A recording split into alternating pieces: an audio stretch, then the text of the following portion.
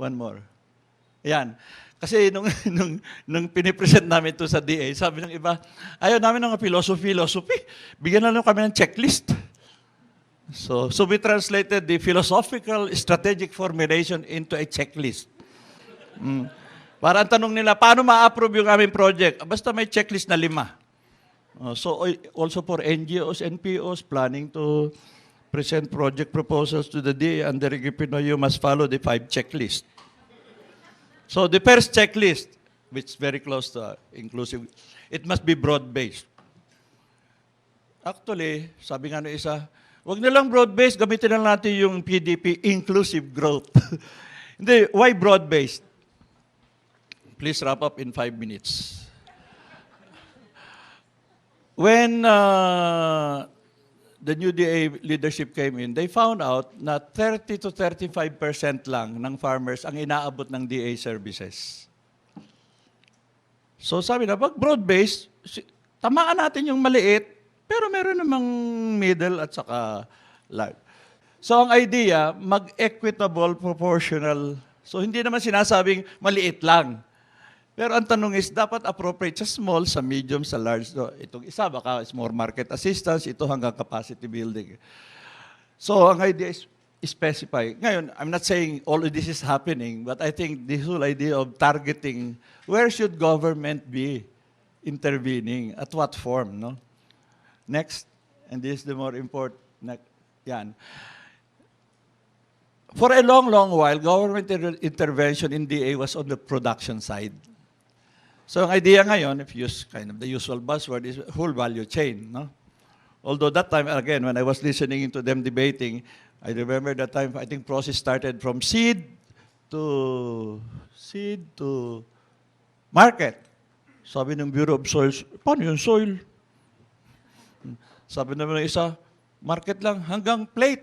And the whole debate. Then they voted, o sige na, farm to table. Ganun lang yun, nagbutuhan lang. But then, I remember that time I was saying, bakit hanggang table? Hindi ba DTI na yun? Di ba? Market eh. Then, I was reminded, and I think this is important. Ed, sabi nila, bago pa pumasok ang anumang pagkain sa Pilipinas at bago dumating sa mesa, the DA's regulatory role for food safety and quarantine. We underestimate that because hindi masyadong nagagawa. But if you look at it, susi yan, no? So the idea again, na if you would put it in abstract terms, that the role of government, if our goal is to develop somehow functioning value chains, no? Nasisiguraduhin kasama yung maliliit and all that, kung minsan may key gaps na kailangan mong tahiin, I think the same thing. If we can develop by commodity or by economic subsector, yung chain, nasaan yung gaps or nasaan yung weaker links. I think that would where a more targeted DA role in the social enterprise development would come in. Yung iba, saka na.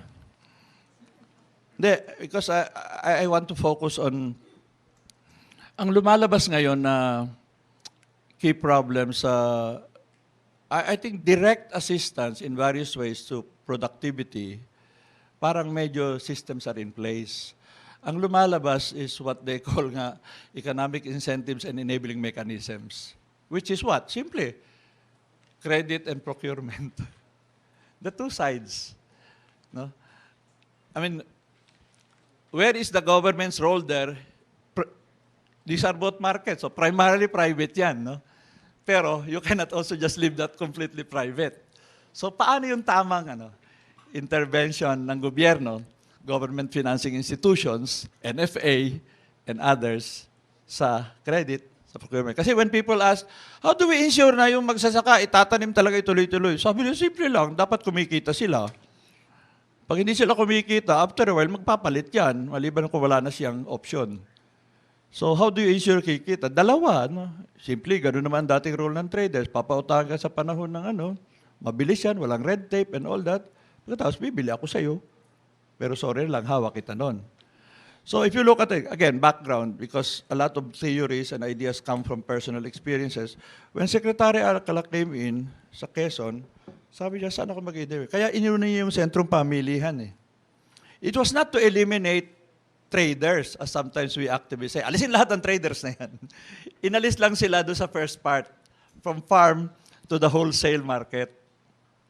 Tapos mula doon, bahala na kayo traders, ganyan. Pero dito, mula doon, ayun na naman. Then you will need social enterprise there who will replace the credit, production credit, and will help aggregate the transport to the wholesale market. Yung ikot na yon, I think, compared to the second part, ito, mas marami pang profits dito. Pero baka rito nga, you would say maybe the social part there might be or more for consumers rather than the producers. Ito, nung una ako'y pumasok, sabi lang, ano ba nga, Agripino in short? Ay, Ed, ganito ang aming slogan, bridging the gap, touching the heart. Ay, corny naman, sabi ko, ano ba naman kayo?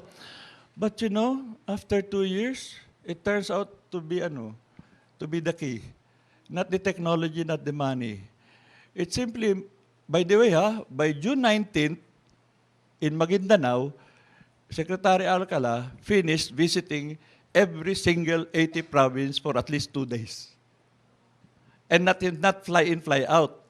Usapan sa LGU, usapan sa Irrigators Association, usapan sa ganyan. Sabi niya, simple lang ito eh. Alam mo, don't take it for granted na yung gap ng gobyerno at ng local government at ng farmers ay madaling with media and all that. Kailangan may usapan talaga. At saka sabi niya, pag forum, walang walang screening kahit siyempre nung una, pinuputak ni certain agencies, NIA, NFA, etc. Pero the idea is not so much to feel good at the expense of your people, but rather to establish, in a sense, symbolically, to personal leadership, na nandito kami handang makipag-ano sa kanyo. And it translates into at least 2 things.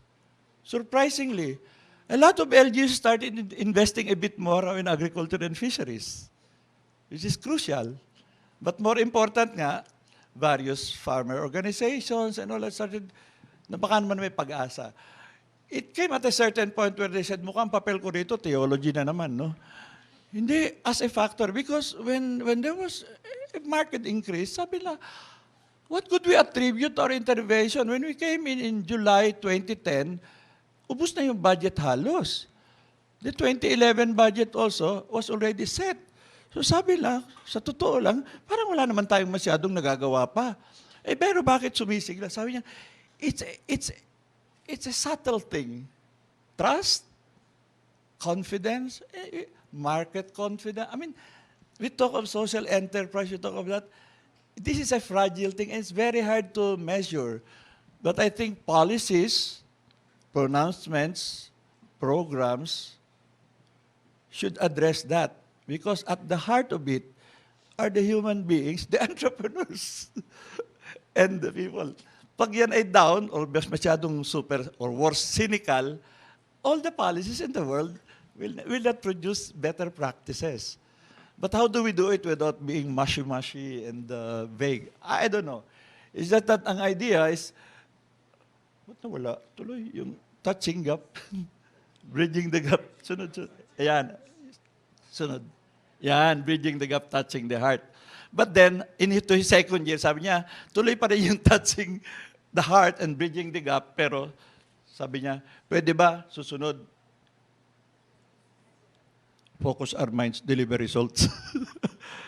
And I think that is the next challenge to us, no? We have huge ambitions and we have to project it. But I think the key in any process of change is yung binabanggit lahat. Nasaan yung mga initial piloting dyan, case studies and all that? Pakita. There are some naman eh.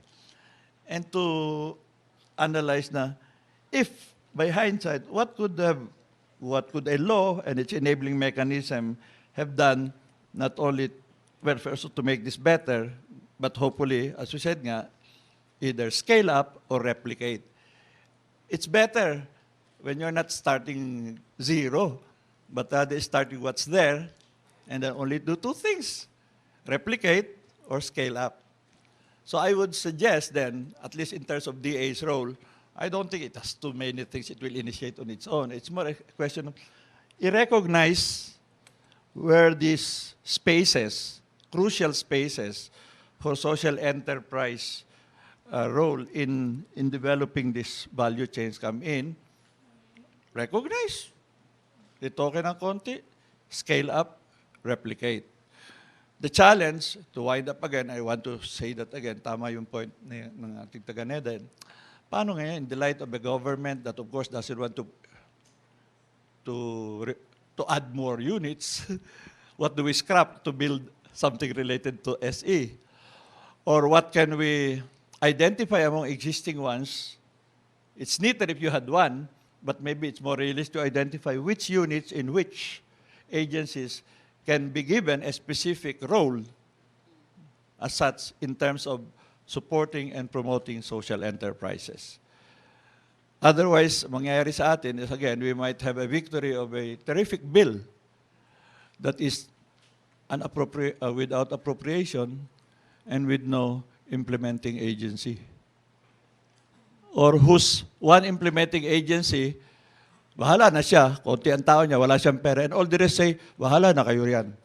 I would suggest let's look a bit deeper in consultations to find out which of the existing units of the existing agencies can have a mandate that can be tweaked and linked to something a bit more coherent so that whatever unit we can develop for social enterprise is partly coordinative, partly promoting, rather than maging convenient sa atin. Isa na lang kausap under the Office of the President pa. I would share your view na siguro, even though limited time ko sa government, na yung sinabi ko nga, how do we push something that is terrific, is very good, in a situation where the government that exists is not about to redesign itself for our purposes, but where the market and the visions of government for the market are bukas para sa atin. I hope nakatulong ng kaunti yun. But anyway, we'll have many more dialogues in the coming times. And at least for the record, present yung DA at hindi absent. Maraming salamat.